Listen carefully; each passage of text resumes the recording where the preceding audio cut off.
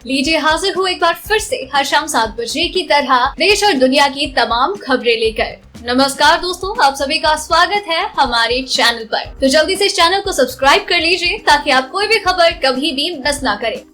तो आइए एक नजर डालते हैं 15 अप्रैल की तमाम खबरों पर।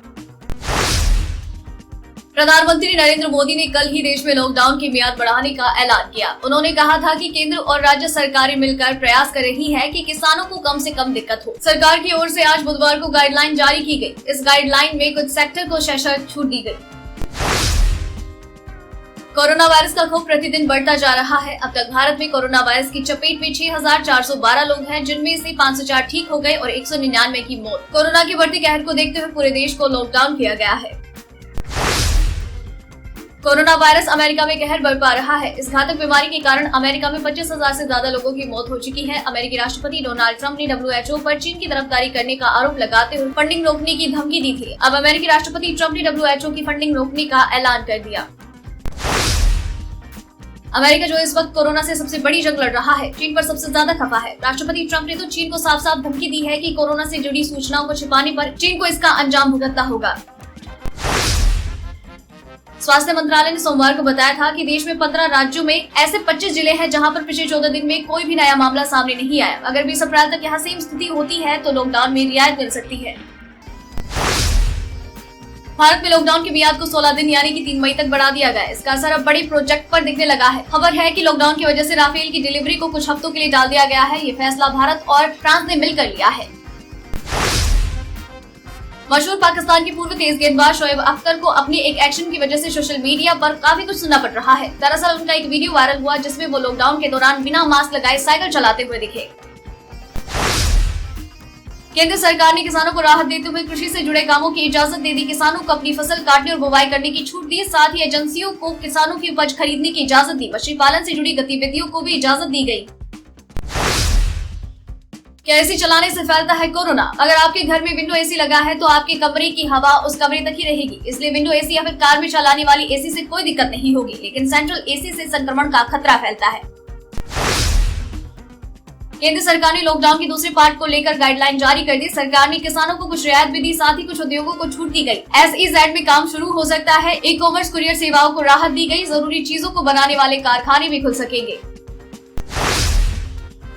गृह मंत्रालय ने लॉकडाउन 2 को लेकर गाइडलाइन जारी की। इसी के साथ कोविड-19 को देखते हुए कुछ अलग निर्देश दिए हैं, जिनमें सार्वजनिक स्थान पर मास्क पहनना जरूरी है। थूकने पर जुर्माना होगा। साथ ही लॉकडाउन 2 में सरकार की ओर से अब सख्ती ज्यादा हो गई है।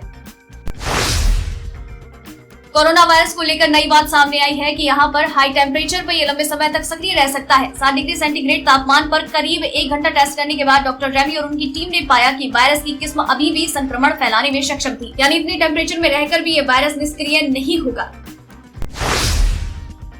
सरकार की नई गाइडलाइन के मुताबिक जरूरी सामान खरीदने के लिए अब कार से 2 और 2 व्हीलर से एक आदमी यात्रा कर सकेगा। कार में एक व्यक्ति ड्राइविंग सीट पर होगा जबकि दूसरा पीछे वाली सीट पर। सरकार ने साफ किया कि बिना वजह सड़क पर गाड़ी चलाने वालों पर कार्यवाही होगी। 20 अप्रैल के बाद शहरों के भीतर निर्माण कार्य को छूट मिलेगी, क्योंकि कंस्ट्रक्शन के काम के लिए शहर में मौजूद मजदूरों को ही रोजगार दिया जाएगा। बाहर से मजदूर नहीं लाए जाएंगे। इस पहल से महानगरों में फंसे मजदूरों को बहुत फायदा होगा, क्योंकि पलायन की जरूरत नहीं होगी। सरकार के द्वारा आज नई गाइडलाइन जारी की गई, जिसके मुताबिक खाने पीने और दवा बनाने वाली तमाम इंडस्ट्री खुली रहेंगी। इसके साथ ही ग्रामीण भारत में सारे कल कारखाने खोलने का निर्देश दिया गया। सिंचाई और जल संरक्षण को प्राथमिकता दें। हरकतों से बाज नहीं आ रहा चीन। निगरानी करने वाले एक चीनी जहाज ने विवादित पानी में मछली पकड़ने वाले एक वियतनामी नाव को टक्कर मारी और उसे डुबो दिया। डूबे हुए जहाज पर 8 लोग बैठे थे। इसके बाद 2 अन्य वियतनामी नावों को भी पकड़कर अपने कब्जे में किया।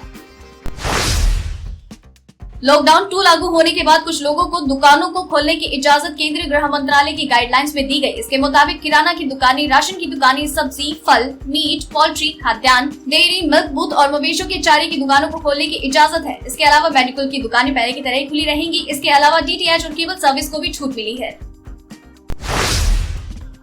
जब पूरी दुनिया कोरोना वायरस के संकट से जूझ रही थी तो यहाँ पर चीन का अमानवीय चेहरा सामने आया। चीन ने दक्षिण पूर्व एशिया देशों में बहने वाले मेकांग का बहाव कम कर दिया। इससे 4 देशों में सूखा पड़ गया। इनमें थाईलैंड, लाओस, कंबोडिया और वियतनाम जैसे देश शामिल हैं।